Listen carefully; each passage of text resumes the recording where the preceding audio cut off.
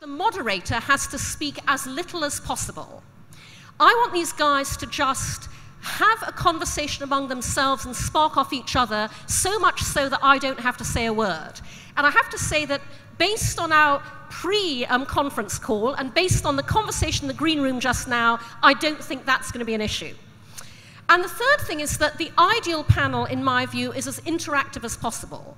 So we're going to kick it around for about 15 minutes or so, but we're then going to throw this open to you, the audience, because we would love you to fire questions at the panel, bring up things that you would really like to hear us talk about, so that we make sure we're speaking to what is most relevant and practical to you. And as you think about the questions you might like to ask, feel free to get very specific.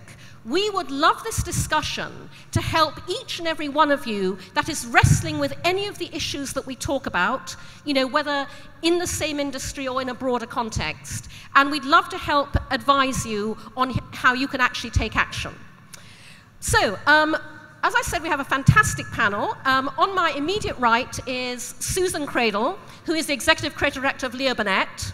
We have Sarah Thompson, the CEO of Droga 5. And I'm delighted to tell you that many years ago, I hired Sarah into BBH New York when I used to run it. So we've had a long relationship.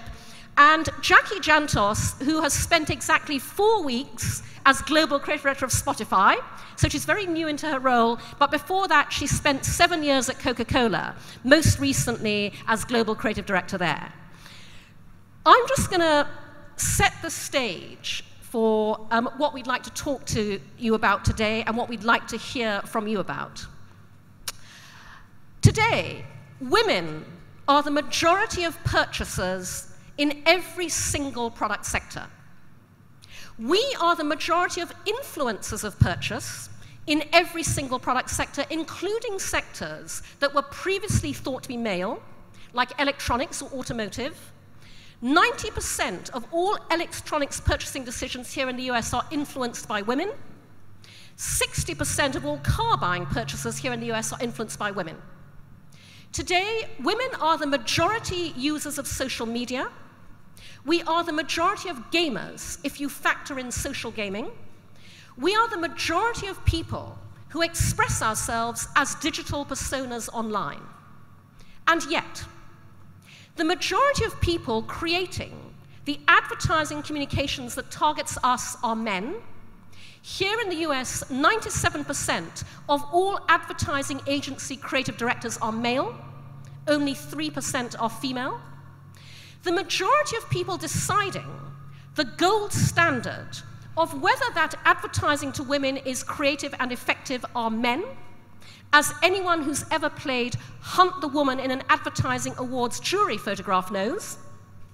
And the majority of people leading and running the companies that decide the future of our industry, the holding companies, the agencies, are men. That has to change. It has to change for a large number of reasons, but I want to highlight just 2 key ones that we're going to speak a great deal more about today. The first is that what that means is that through the very influential medium of advertising, we are constantly played back to ourselves through the male gaze. We have a duty to ourselves going forward to change that, so that what we are influenced by is women perceived in a very different context in the way that we would like to be perceived and evaluated and judged. And the second key theme is that, as with every other industry, we operate in an industry that is dominated by men at the top, and therefore we operate in a business that is defined and designed around the male leadership model of command and control, male business values. And one of the things that I would love to see women exercise more creativity in is redesigning the future of business. Because the best of all possible worlds is one that is 50-50 equally designed, influenced, informed, led, and managed by women as well as men. And by the way, men in the audience, of which there are virtually none, you have no idea how much happier you would be living and working in a world that was 50-50 designed by women as well as men. So I want to kick this discussion off by posing a very open-ended question to the panel, which feel free to jump in, on whatever point you'd like.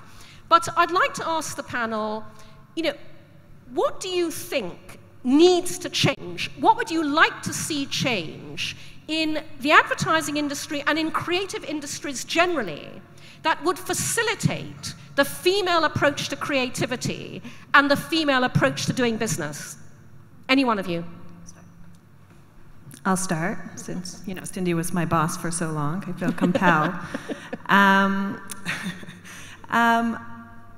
It's slightly hard for me to separate advertising industry from business at large, but definitely focus on creativity and advertising and marketing. But I've thought a lot about this, and I think probably about 5 years ago, my perception was, actually it's just about being good, male or female, and certainly women have different leadership characteristics that are very compelling as you start to get to the top and able to influence businesses. But more and more over the years, as I have rose up, as far as what needs to change, that 3% number that Cindy's talking about, and the reality is that at the very top of most organizations, it still is very male. I think it's, and these guys will add in, but I think it's two things. One is an actual belief and understanding that what women bring to the table in way of leadership and style is different and is necessary. And in a world where being nimble and creative is no longer a phase that a business goes through, that type of collaboration, a bit of the anti-command and control, has to be something that is actively supported and pursued by an organization, not just something that might organically happen, but that what women bring to the table, we have to be, men and women, quite active about supporting that and understanding that is a requirement for success of a business. And the other thing, and then I'll see if these guys agree or disagree, is that women themselves need to be quite active about understanding the old school perceptions of the male boardroom characteristics, that their style and way of leadership and getting to creativity may be different, but it is what's required now. So pushing themselves and organizations actively pushing that model. I think it's not just going to happen. I think it's an active movement. What do you guys think? I'm going to go further back, because I'm sitting there going, okay, really to change this thing, what do I think has to happen? And I think it starts before women even start their careers.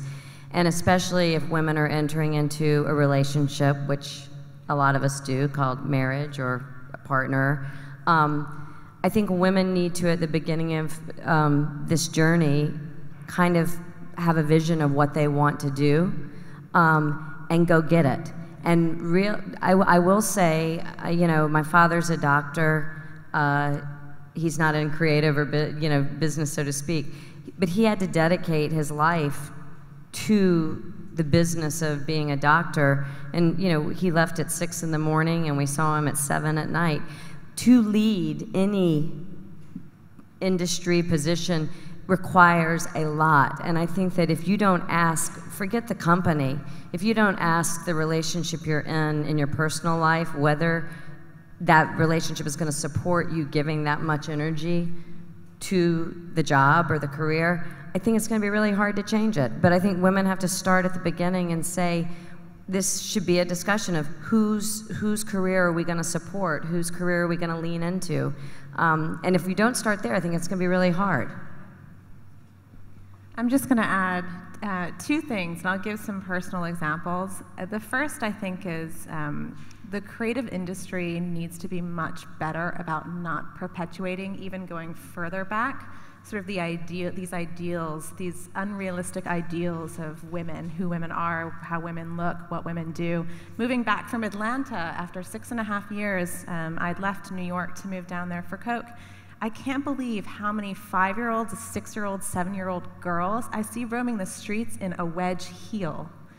And I can't imagine that is good for a developing body wearing heels. And I think that there's something so distressing to me about the fact that that is sort of an image-based thing that they're learning at such a young age, and it drives me a bit mad. But of course, I'm also the only one up here in flats. And the second thing is, from a personal example, when I left Coke, I was working on this really incredible program called 5x20, and it's about empowering 5 million women entrepreneurs by the year 2020. And it's something Coke has put a stake in the ground around, and it's built through literally bringing these women into the business organization itself. And when I was in the process of trying to find an agency to work with me to shape out this idea, this creative idea for 5x20 and communication around it, one of the prerequisites we had was we really want the process we're going through to embody the spirit of what this program should be. And so trying to find female creative talent to work with, female strategic talent to work with, a female account lead, you literally, I didn't spell it out as clearly as that going through the process of finding an agency partner. I thought it was intuitive to what the program would be about and how we would work as a team. And the excuses I got back from so many groups about, well, we're just not quite there yet with our creative talents. We just don't have the right creative team. We do have a junior account director who just started, and she'll sit on this business. And you could almost see the whitewashing that the industry was doing to try to pretend that they were appeasing me and my requirements for the business.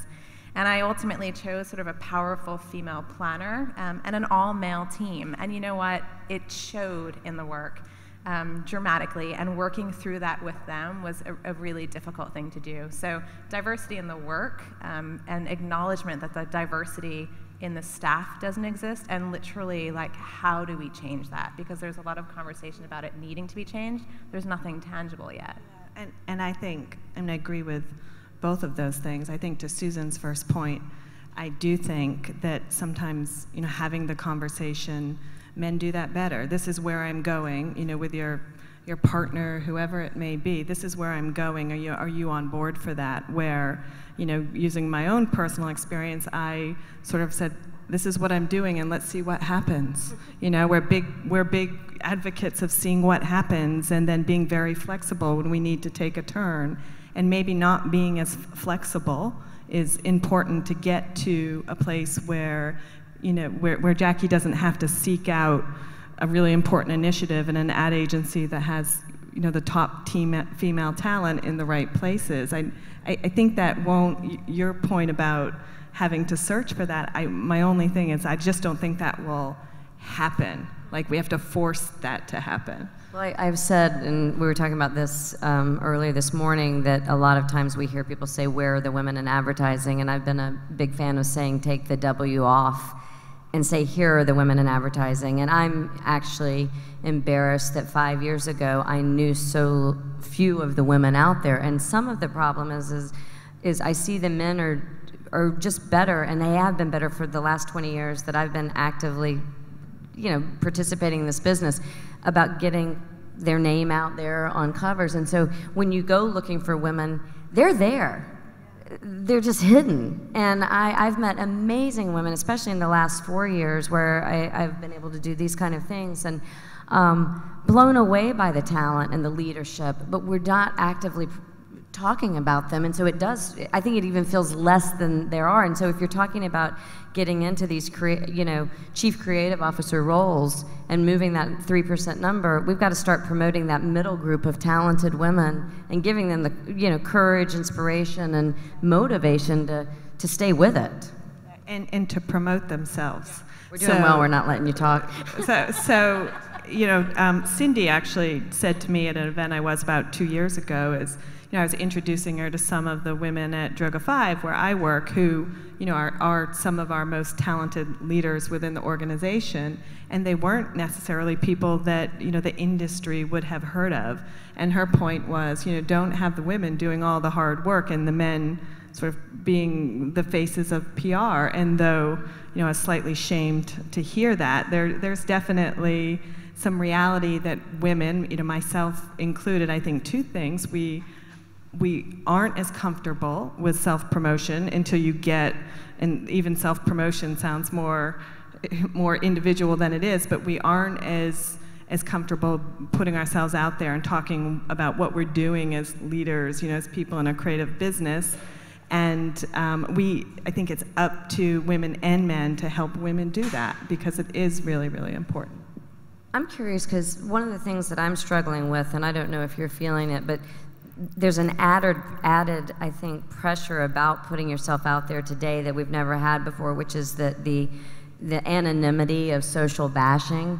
And one of the frustrations is that the more public you go, the more vulnerable you become. And I wonder if that's going to make people hesitate a little bit, because it's rough out there.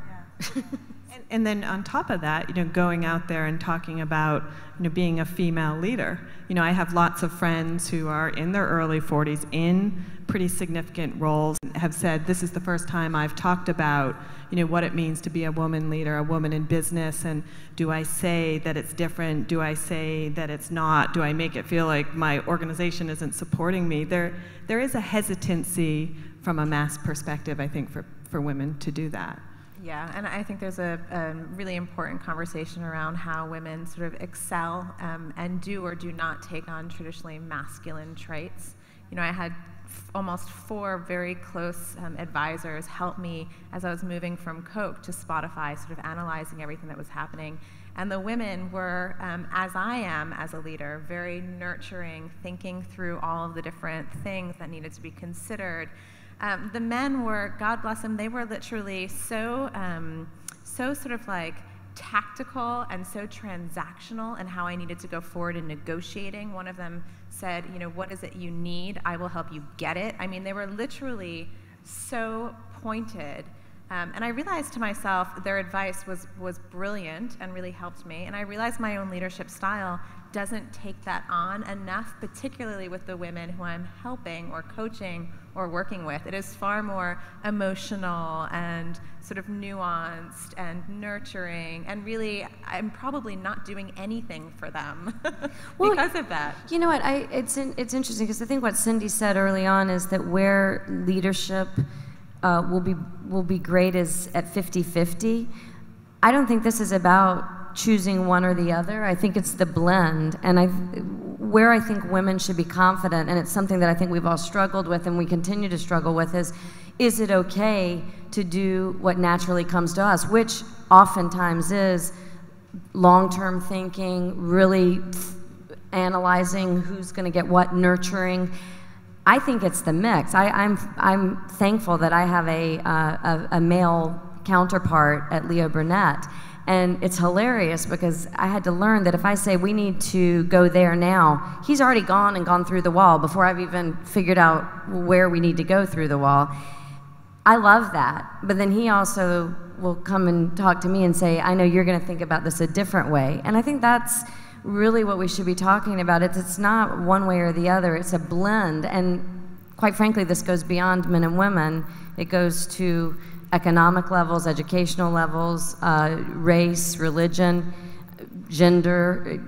The more diverse we are and the more we want to take in and consider different approaches, I think the better leadership, better country, whatever, will be. I think that's so important. It's not one or the other, but I do think it is in organizations, senior women and senior men being proponents of. I just had a conversation with a senior woman who works for me on Friday that was about, her feeling more comfortable owning a room, owning a boardroom, and knowing that actually her content is better than anybody else's in the room. Her style can be different, and that's okay. She's not going to pound the board or to pound the conference room table, but she's has a lot of impact and influence in getting women to understand that it can be different, and it's the collective that is more powerful. And I think it does have to be actively talked about and actively supported, or what can happen is women linger in what I call sort of the mid-senior level and don't get to that next point where they can really have influence. There is something though, my style as well is very, I lean forward, but I'm also conscious of everything that's being said and done around me, and I'm always analyzing sort of 5 steps down. But I will say, being sort of like a young female in a world dominated by more experienced men, it takes me a really long time to find my flow and find how I can influence what's happening in certain creative worlds. And getting there just feels like there has to be some shortcut, because I get there, but it takes a long time. Yes. It takes too long. Yeah, I couldn't agree more. And it's enormously important that we call out everything that's being said on this stage with men. So anybody who follows me on Twitter knows that I regularly tweet about the fact that pretty much every 2 or 3 weeks in the advertising column in the New York Times, Stuart Elliott, who is the advertising columnist there, covers the launch of another new agency or the opening of a New York office of an existing agency. And in virtually every single case, there is a photograph of the founding team lineup. And in virtually every single case, the founding team lineup is all male. And by the way, it's all white male. Everything we're saying on this stage, gender, also applies to race and ethnicity. But if we fold that into the conversation, then we are going to be here all day. But one of the things that I frequently call out, and I would urge every single one of you to do as well, is to point out to men that men, it's enormously comfortable working with people like you. It's very comfortable hiring people like you. It's very comfortable hanging out with people like you. It's enormously comfortable co-founding businesses and agencies with people like you. Men, if you want to own the future, you have to be prepared to get uncomfortable. Because when you're a man, working with women is uncomfortable. Because we're other. We have different perspectives, different mindsets, different insights. We don't react the way you do. We don't operate the way you do. And it is actively uncomfortable to hire us into your team, your department, put us on your founding team, and then engage with us. But out of that discomfort comes greatness. Because women ask the tough questions in business and in life. What are you thinking? Where is this relationship going? Or in a business context, why are we spending money on that? Why does everyone in that meeting fall silent when that person begins talking? Women challenge the status quo because we are never it. And so actually, the message to our industry and to every other creative industry that is caught up in the old world order closed loop of white guys talking to white guys about other white guys is that if you want to do one thing right now to begin owning the future, to set your company, your brand, your business on the path to innovation and disruption, take a long, hard look at your business, identify every single area within it that is all male or male-dominated, change that. Just doing that one thing will instantly make you more creative, more innovative, and more disruptive. What I'd like to do, guys, if it's okay with you, is I'd like to fling this open to the audience, because I'd really like to know what you guys think, what you guys want to know, how the amazing women on this stage can actively help you with practical thoughts and input into any scenario that you're struggling with along the same lines that you'd like some advice on. So we have a question already. Fantastic.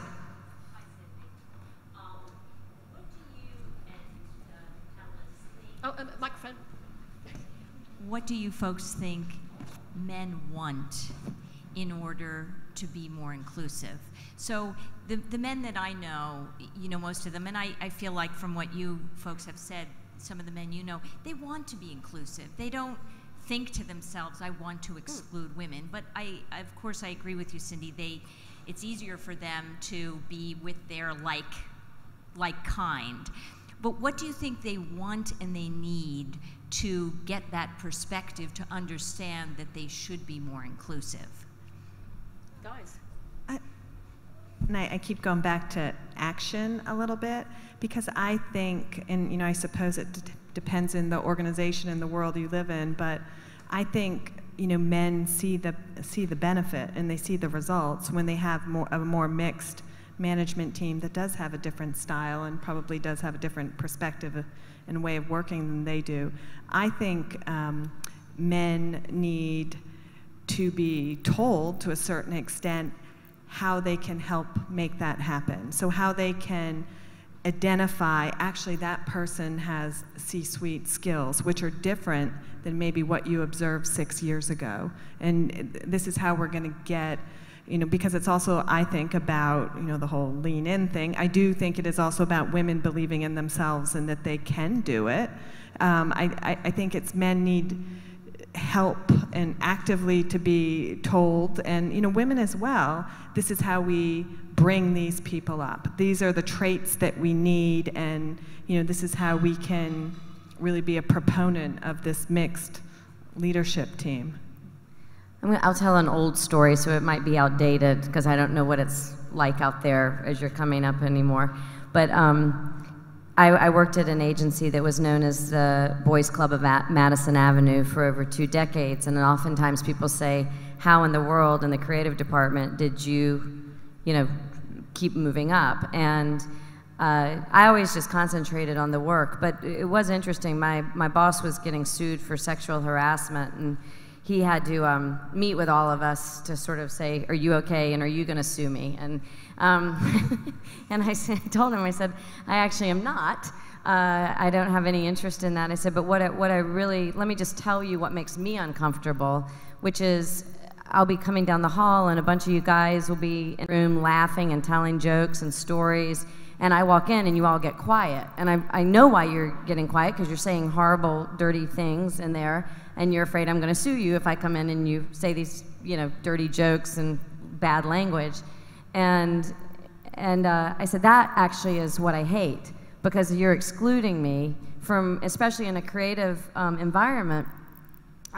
It's a lot about throwing stuff around and, opening up your, not being vulnerable, being vulnerable and not having to walk on pins and needles. And so I said, you're actually not allowing me into the club. And he would never thought about it that way. And I told him, I said, look, if I'm offended by what you're saying, I'll either leave the room or tell you to shut the fuck up. And just by setting this sort of, like, where are we in this relationship, it changed overnight. All of a sudden, I was included, and I could hang out, and I could be a part of the conversation. I could speak my mind. And I think you, as women, you have to, if you see an environment that feels exclusive, face it and go talk to people and say, I want to be included in this. And if you need to set boundaries, that's fine. But I think men need to feel like they're going to be okay around you. I think that's definitely true, and I think there's different, depending on who you are, and we're all different, like how you want to participate in that. It's like nothing's going to change.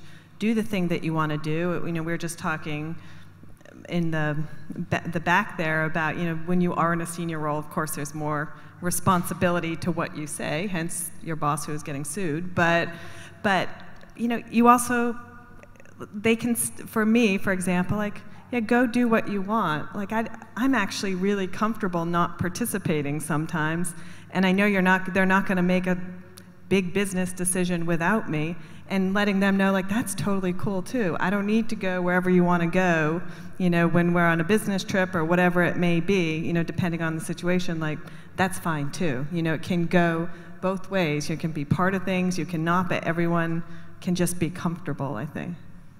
Yeah, I think I always come back to just sort of focusing on the work itself, and I think within the industry, we all share the same motivation to make kick-ass work that moves people, that sells things, that is exciting and sort of steps the world on a bit to a better place. And I think we could do a better job about celebrating the women who do that, just to show that, let's just come. I always try to drive things sort of back to the work at hand and back to the task and back to what we collectively are trying to achieve by making it, great. And actually, that's a very important point, Jackie, because I gave away a few awards at the One Show a couple months ago, which is one of the big advertising award schemes. And the One Show opened, as a lot of these schemes do, by playing a montage at the start of the evening of clips from all the ads that were going to be awarded in the course of the evening. That montage was composed of 95% visual moving images of men in heroic, funny, powerful, entertaining, dashing, exciting, vigorous, dynamic scenarios. And 5% of that edit was women as the mother with the baby, the girlfriend, the sidekick. That was it. Actually, anybody in a creative industry, and I extend this to movies, television, music, as well as advertising, has an absolute duty to ensure that that is not the balance and the ratio of images of women played back to ourselves in the ways that we would like to see ourselves depicted in popular culture. Somebody had a question towards it. Yeah. A microphone coming. So I actually kind of spent the majority of my career in the creative side of advertising, and I found that to both Jackie and Susan's points, the things that slowed me down were also the things that made me great. And that was the most frustrating thing to me in terms of the empathy aspect of decision making was the thing that the person had already gone through the wall with the things that I brought to the situation before I was even able to, because I was consistently considering things from a lot of different perspectives. So how do you not lose that? How do you keep the empathy that I do think makes you not only a great creative, but a great leader in an environment where that's utilized but not celebrated? And so I guess my question is, how have you personally found that balance? How have you found a balance that allows you to be nimble but still be open? Because I do think, just in business in general, I think that's women's challenge. That's been my personal challenge, and I feel like I found some aspects that have been solutions, but I don't feel like I've come close to finding that answer. So that's my question. I totally get that, because that was something that I really had to honestly work hard at. You know, in the earlier part of my career, I make myself sound 100, but in the earlier part of my career, I was more 100%, you know, looking at everything from 15 different ways, doing the right thing, bringing the team along, collaborating. And at a certain point, and you know, to Jackie's point earlier, I did have to make a conscious decision to do that, but be a little bit more assertive in action and make a decision very, very quick. And then I started to feel really comfortable with that. You know, I always say that sometimes you have to roll the dice, and you know, it's going to be 50-50, but I wanted to be the person making the decision. So for me personally, I never lost the thing that you're talking about, the more think about it, bring people along, you know, find your place in the room, but I worked much harder on the other half and found something that, you know, really seems to work. I think, you know, we'll talk about creativity in general, I think. What I'm excited about right now for women is that when television was the dominant medium, you really could get a brand up into the stratosphere with a funny 30-second TV spot. You could almost build a brand with one TV spot. That leaned into that quick decision, you know, do something fast. Today, in this fragmented media world, you can't do that. You have to have a big, thoughtful idea about a brand. And I think that this is where women really excel. And I would say, you know, there was a decade where I think we could participate, but it wasn't the strength. It wasn't my strength. I had to work hard to do these funny little one-shot pieces of advertising. Now that the game is back to long-term thinking and positioning and really finding a place for a brand to play in this world and be important, be meaningful, be respectful, actually create emotion, I think this sort of really being able to think around about the creative idea is going to be something that women are going to be an asset. And I'm excited for that, because I really do think that's a fundamental difference in how a lot of us think. And it's time and it's needed. So But I do think you need to insert that quickness because, you know, as Jackie well knows, you know, on Spotify, I mean, there's also, you're creating that big, thoughtful, integrated idea that women do excel at. You know, how do you interpret this creatively at every single touch point, and what's the system? How does it all go together? But you need to be able to be really quick to adapt and move to the marketplace because, you know, the world of digital forces us to do that. So I think it's taking what we do so well, but also being really comfortable to change and adapt and be quick on your feet. Yeah, absolutely. Adding to your point, particularly given the world is sort of becoming flatter and the response you get from a global audience back from anything you do is immediate. And the skill set of being able to sort of proactively scenario plan, I think is such a wonderful quality that a majority of the women who I work with just naturally have. And so they position themselves in conversations in ways where you need someone in the room who's going to imagine the 10 things that will happen and your responses to each of them. And it is becoming such a valuable asset to have.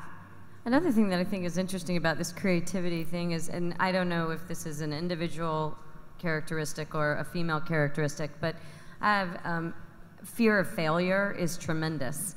And I remember I did something on Singular Wireless years ago, and I was so upset, and I went to my client, and he's like, "Why are you so down?" I said, I can't, we got this wrong. And he said, "You bat like 900.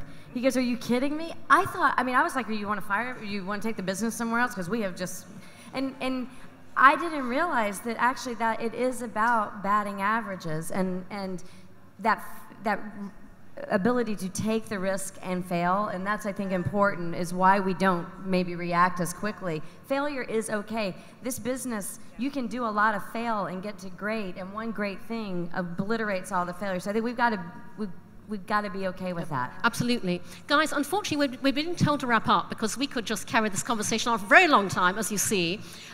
Just a couple of things. These guys will be around after this, so please grab them with your questions that you haven't been able to ask yet. You can tweet at any one of us if you have more questions. I'm at Cindy Gallop on Twitter, at Susan Credle, at Jackie Jantos. Sarah, are you on Twitter? I don't think you are. No, at Droga5. And also, as you've seen, these are three of the most brilliant, creative, and talented women in our industry. Please help us extend this dialogue by anybody who has a conference or a gathering where you would like to see this discussion take place, anybody who would like to interview any one of them for your publication, your blog, your magazine, please. These are wonderful spokespeople for everything we'd like to address in creative industries today about the role of women going forward. So please know them and take advantage of that. Thank you very much.